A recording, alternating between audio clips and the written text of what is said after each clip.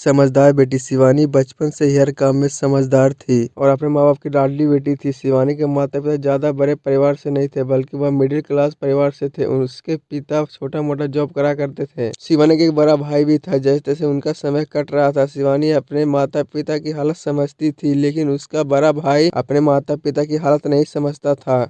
समय समय पर शिवानी का भाई अपने माता पिता से कुछ न कुछ मांगता रहता था और वह हमेशा बड़ी बड़ी चीजें मांगता था। शिवानी के माता पिता के पास पैसों की तंगी चलती थी, लेकिन वह अपने बेटे की डिमांड पूरी करते थे।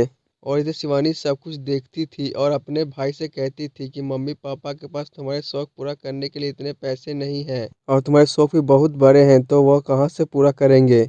तो शिवानी के भाई ने कहा, मुझे यह सब से मतलब नहीं है, मुझे बस मेरी डिमांड पूरे होने चाहिए। इस तरह शिवानी के भाई की हर बात मानी जाती थी। कुछ समय बाद शिवानी के पिता को नौकरी से हमेशा के लिए छुट्टी हो गई और शिवानी के यहाँ काम करने वाला कोई व्यक्ति नहीं बचा था। उसके भाई को इस सब से कोई मतलब नहीं था, लेकिन शिवानी समझदार थी।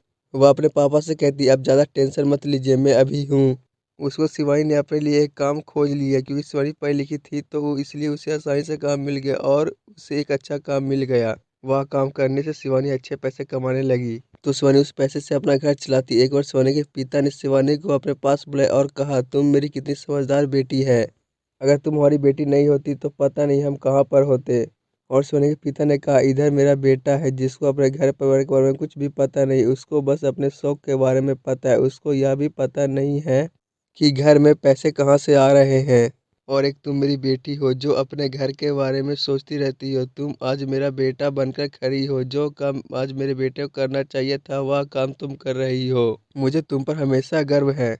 उसको शिवानी के पिता ने कहा, तुम्हारी जैसी बेटी सबके पास हो। शिवानी ने कहा, पिताजी मैंने तो बस अपना बेटी होने का कर्तव्य निभाया है।